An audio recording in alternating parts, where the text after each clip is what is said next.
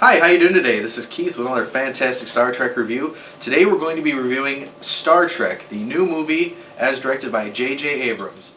Let's just talk about the plot a little bit. The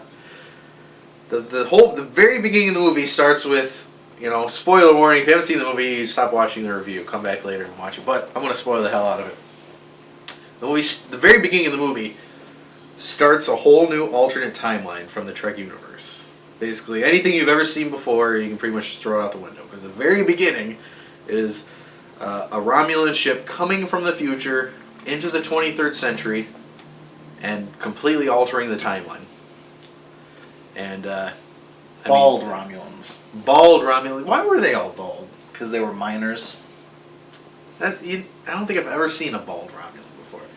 I mean, I didn't like it, to tell you the truth. You didn't like the new Romulan look? No, bald and tattooed on the face. Well, I mean, if you read the prequel comic books, the Countdown comic books, they kind of explain that. They explain the tattoos. The tattoos were their way of mourning. I don't know. Romulus. Yeah, well, mourning. Apparently, according to the comics, when a loved one dies, they used to paint these markings on them, but the markings would fade over time, and that would be their mourning process. And as the tattoos fade, the memory fade, the mourning fades. But they tattooed them so their memory would never fade. That was the reasoning in the comics. That would be a good reason if it was there all along, but seeing as how I've never ever seen a bald tattooed Romulan before, it was a little offsetting. Well, what was interesting is that the look of the Romulans, if you noticed, they were original series style Romulans. They didn't have, from Next Generation on, all the Romulans we saw had ridged foreheads. You know what I'm talking about? Oh yeah, kinda. Yeah, now but they you can't really distinguish bowl cuts. Yeah, but they all have now you can't really distinguish them from Vulcans, except that they're all bald and tattooed. Why were they all bald? That really doesn't make sense now that I think about it. The main thing is that you don't have to worry. There's no Klingons in this movie.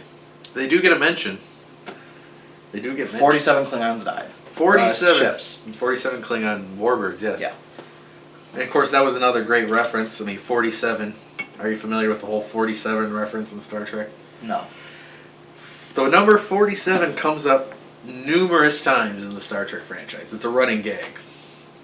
Yeah. A lot of fans don't know that. Just the number 47, it's great. Just whenever they need a number, it's 47. 47. Rick Berman, who, one of my favorite quotes from him. A lot of people don't like Rick Berman, but he had a great quote. Someone asked him about 47, and he said, 47 is just 42, adjusted for inflation. It's great lines. But we're now Hitchhiker's Guide to the Galaxy. Yes, Hitchhiker's Guide, exactly.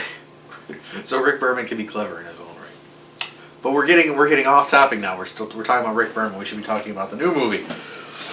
What was I saying? So Romulans, they changed his timeline. Bald Romulans, it doesn't make sense. But did you notice that Nero had one of his ears messed up? Yeah. But it wasn't. He didn't have it at the beginning of the movie. It wasn't messed up. So something must have happened in the 25 years that he was waiting for Spock to reappear.